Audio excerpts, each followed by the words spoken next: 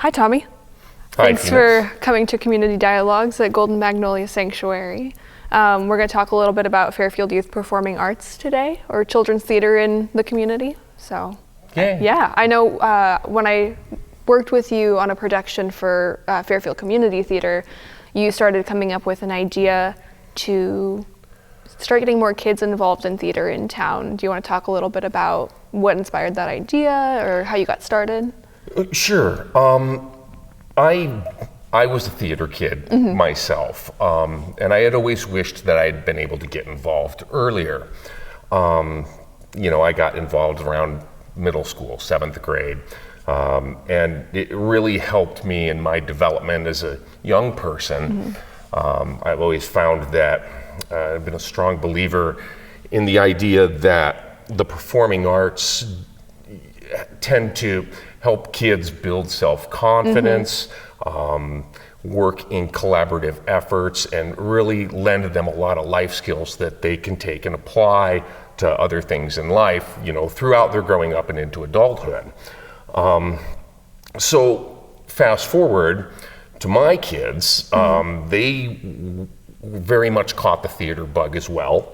And they had been performing in a children's theater group over in Ottumwa, and it was very inspiring. And I was thinking over the course of 3 or 4 years that, wow, this is such a great program, and I really believe strongly that Fairfield, with its creative roots and sort of artistic nature in this community, I really felt that Fairfield could sustain a similar program for our kids. And I kind of kept waiting around saying, boy, I wish somebody would start this up. So fast forward, it was sort of serendipitous because you and I were working together in the fact production of Oliver, and I had a lot of time on my hands. I had recently resigned from my position as the manager of the radio station, decided to take the summer off and reevaluate what's coming next. And as I had this time to reflect, I was thinking about this idea, but then we had a cast party at the end of Oliver, and you were there, and you had been teaching acting classes to kids over at Iowa Dance Collective. And so we had struck up a conversation about how that was going, and you informed me that IDC wasn't going to be doing productions in the future. And it was during that conversation, when you said that, is when the light bulb just exploded in my head, saying, this is the time. This is your cue. This is the time to make that happen. It's a perfect opening where opportunities for kids are slipping away, and we can be there to plug that gap. So at that time, I started, literally that night, after everybody left the cast party, I got my legal pad out and started making notes and writing down names of potential stakeholders in the community who might be interested in supporting this, both by generously donating their kids or their financial resources or their skills and their talents and their love of the arts and the performing arts. And, I worked that all up. I got this big list of people, and I started making sort of a business plan around it. And that was on Father's Day. And by the beginning of August 6th, I had this all plotted out, and I sent off an email to about 50 people in the community pitching the idea. And then I sat back, after I clicked send, I sat back and waited, and over the next few days, responses started coming in, and they were overwhelmingly positive. Now, it wasn't 100% of the people that I'd emailed, but a good half to 2/3 of them were saying, hey, we support this idea, how can we help? Some people said, hey, I can do money. Some people say, yes, my kids are gonna love this. So, that kind of provided the validation to say, okay, full speed ahead. Yeah. So that email was sent on August 6th. By September 21st, we had gone ahead and incorporated as a 501c3 nonprofit with the state of Iowa and gotten our 501c3 status from the IRS. And I started reaching out to more people. We got a domain name. We started a social media blitz on Facebook, and I started to build a board of directors. Yeah, I was going to ask you if you want to talk a little bit about who's on the board or how you. They're great people. It's a dream team. I couldn't ask for a better group of really people. Is, yeah. As I was thinking about who I wanted to invite to be on this board, my criteria was I wanted it to be diverse. I wanted to make sure that I was the least talented among them. I wanted everybody on the board to be better than me in some way. And I accomplished that. I feel like if I'm the weak link, we've got a pretty darn good board. So Rachel Biggs, who also serves on the Fairfield Area Community Theater Board, she is our secretary. Amber Burrows, very, very talented and skilled young lady who I met during Oliver as well. She is our vice president. Christy Kessel is our treasurer, and she's just a fantastic addition and is going to be helping out tremendously with our fundraising. Then we have Tim Lance, who is a former Fairfield Area Community Theater president himself, still is involved in fact, and lots of things when it comes to theater and backstage endeavors, set construction, things like that. We have Spencer Hilger, who is a young man who's just got a tremendous amount of talent, both on stage and backstage, and enthusiasm for this project. He's probably the youngest of the group. I think so. Him and or Amber, right in the same. I think they're around the same. Same area. And then, of course, your mother, Tammy Haessler, and in addition to being a board member, she is our costume mistress, which was the angle that I came at her from. I know she's excited for it. Tammy, I heard that how excited that she had been to do costumes for Alice in Wonderland. Yes. And so I thought I would leverage that, and she was happy to jump on board. And then Cody Bauer, I think, rounds it out. Oh, Amber Adkins, Amber Adkins as well. Cody Bauer and Amber Adkins round out the 9. Tremendously skilled and capable people to a person. And the diversity, we have, with myself as president, we have 4 men, 5 women, we have 20-somethings, 30-somethings, 40-somethings, 50-somethings, and 60-somethings on the board. So we have talent from across generations, different skill sets, different levels of experience, but everybody with the same passion for the kids to make this a reality and, present this opportunity for the kids to develop as citizens through the performing arts, but also give Fairfield a chance to shine, recognizing that we're sort of a cultural mecca where we sit geographically in the state of Iowa, in our region, and we want to leverage that reputation and then bolster it, build upon it. Our vision for the future is to actually be recognized as an organization regionally for what we do with children's theater and productions. To kind of give it a cliche, we want to punch a little bit above our weight class.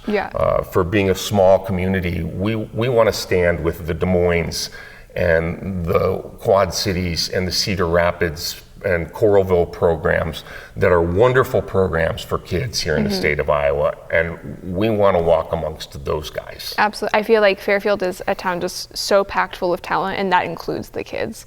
Like you said, I work with kids teaching theater classes, and it's the talent is there. The passion for it is very noticeable in the next generation. So it's very exciting. I remember a time, and you probably don't, but I remember a time during the 90s where Fairfield sustained 5 working community theater organizations at the same time. Wow. And, it was a different day and age back then, but, those were all thriving organizations.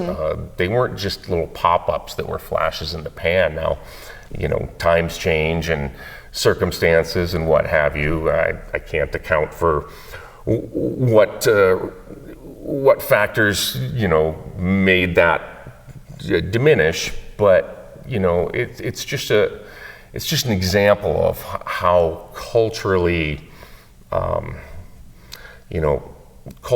ahead of the rest of the rural communities that are our size Fairfield really is. Yeah, absolutely.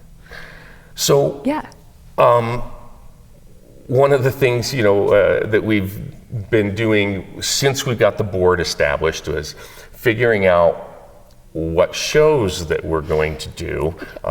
We've got a lot of organizational and administrative tasks that we've worked on and gotten out of the way, but at the end of the day, we're about getting kids on the stage and performing for the community to enrich the kids and the community. So we did decide that our 2025 season would consist of 2 shows, a musical in the summer, and that's going to be Mary Poppins Jr. It's so exciting. And I'm excited because I am directing that along with you, Phoenix. And you actually have some experience with directing the kids in children's theater. Why don't you talk about that experience and how you think that is going to leverage into us making Mary Poppins a success for the kids in the community? Absolutely. Like you said, I've been teaching acting and drama classes for children ages anywhere from 4 to 15 in the time that I've taught there at Iowa Dance Collective. This is my 3rd year teaching that program, and I've gotten to work with some really incredible kids, and it's just been so fun to get to see that confidence build. Like you said, performing arts it's a huge confidence booster for kids. I started performing when I was 6, and I've continued to do theater my whole life, and it's been almost 20 years since I started doing plays, and it's so fun. And so getting to see the kids' confidence build and get to explore characters and learn how to use their voices to express themselves, either just in class through a character or on stage, or just if they have an idea for something they want to do, they start to get that confidence to speak up for what it is that they want. And so I've worked on a couple of big productions with IDC, and we did Peter Pan. I was an assistant director on that, and then last year I got to direct Alice in Wonderland, which was my first time really solo directing a children's production, and it was wonderful. Crazy and wonderful, and the kids were so much fun. They had a blast. I had a blast. And like you said, our production this year is going to be a little smaller, just more radio play, reader's theater type of style thing. We're scaling it back a little. And so when we had our conversation about, what's the next step for getting kids involved locally, I was really excited because I feel like there's so much undiscovered talent in this town. And I don't know, just getting them to all come out and be a character. It's so fun and refreshing to see people to come out and just explore that creativity. So I'm very excited to see what this inaugural season brings. And I'm excited to work with them and with you and with the board. That is super awesome. It's going to be fun. One of the things that excites me the most is that younger kids are going to have an opportunity earlier than they would normally get. Without a program like what IDC had and what we're bringing to the community, generally speaking, kids don't get their first opportunity to get on stage and perform until middle school. And, even then, and bless Mrs. Edlin. Oh my gosh, yeah, she's incredible. She's wonderful, you know, but even then, there's only so much, there's only so much for each kid to do when they have one play a year. Absolutely. And then they have a musical every other year. So, you know, there's only so much opportunity to go around.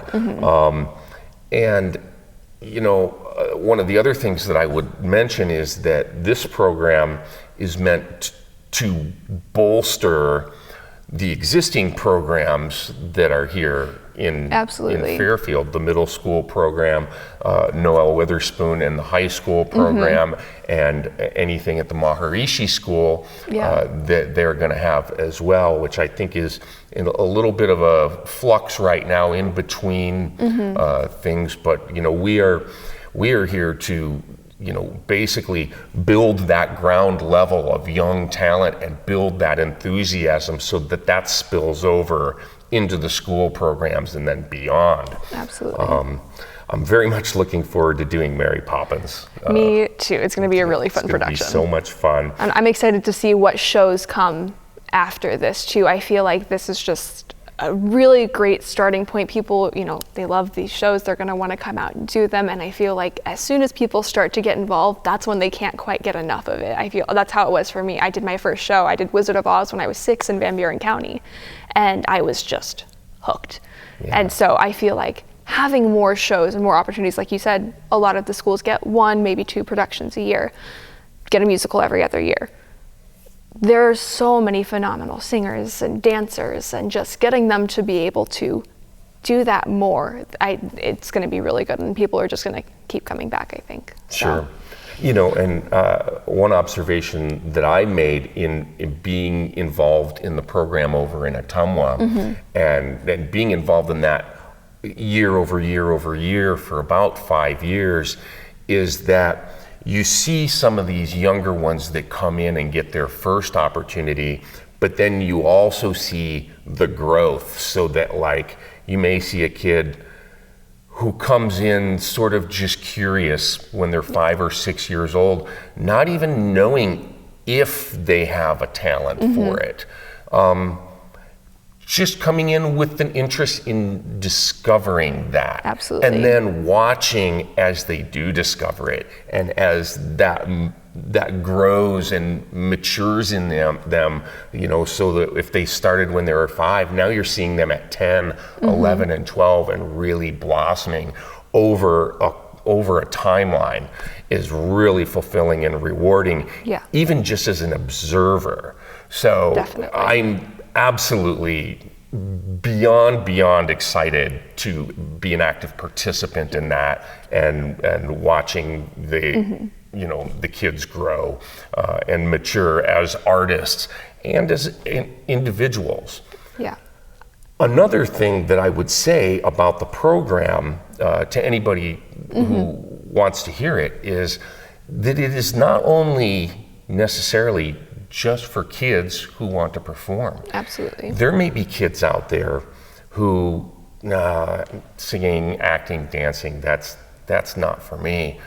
But you know, maybe one of those kids likes props. I was going to bring that up. I feel like theater is just this perfect community, and there is a spot for everybody, no matter what you want to do. If you want to build, if you want to sew, if you want to paint, if you want to act, there's something for everybody. Tech, I don't know, there's so many jobs that need to happen, and it's a great place for everyone to come together and just be involved. And a great family activity as well. I mean, parents can participate doing this with their kids.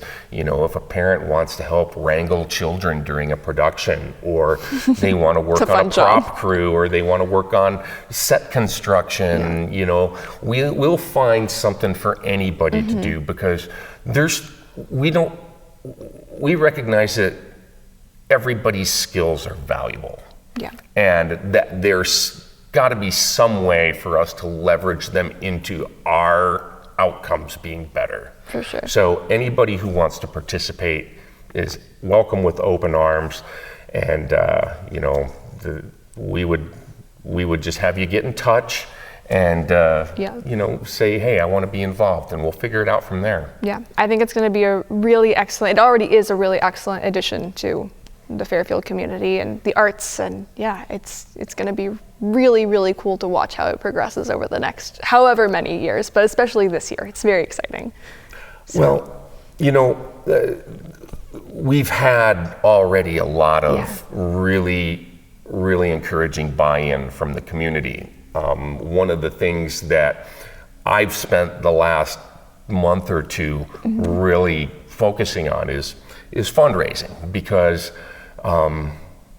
productions, they cost They're money. Expensive. They're expensive. We have to pay for the venue, and in this case, at least for 2025 and the 2 shows we have planned, that venue is Fairfield Arts and Convention Center, where we get to leverage some of the best tech and some of the best facilities that are available in the area. Absolutely. To put on just a spectacular show. Yeah. But that costs money, and we've had some very generous individual donations, as well as some business sponsorships that have come through here in the last month, and there's several more pending, but I would call out a few individually.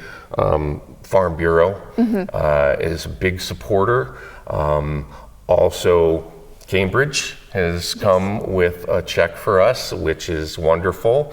Everybody's, and Paul Prather has come with a generous donation as well. Iowa State Bank, Beaner's Funeral Home, just to name a few. Yeah. There's a couple of more in the hopper I'm not going to mention yet because I'm still waiting to get the checks deposited. Yeah. But we want to also make sure that we thank those supporters in the community as well, because they play just as big of a role in what we're doing as somebody swinging a hammer or somebody singing a solo or shining a spotlight. So yeah, exactly. There's a place for everybody.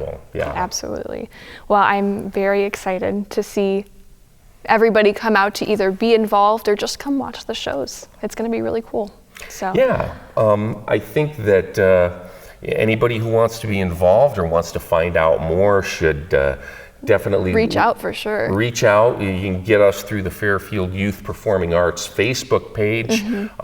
Send a message that way. You can stop me if you see me on the street. Same here. Many of you out there know me already, and if you don't, I look forward to meeting you. Yeah, come say hi. Yeah, and seeing what we can do to work together to, imagine the best possible organization that we can have for our kids and our community. Absolutely. Well, thank you for chatting with me about all this. I can't wait for it to really get started really soon. Yeah, the first show is coming up in July, so keep your ears open and stay tuned, and we hope that everybody will come out and support us. Sounds great. Awesome. Well, thank you, Tommy. Thanks, Phoenix.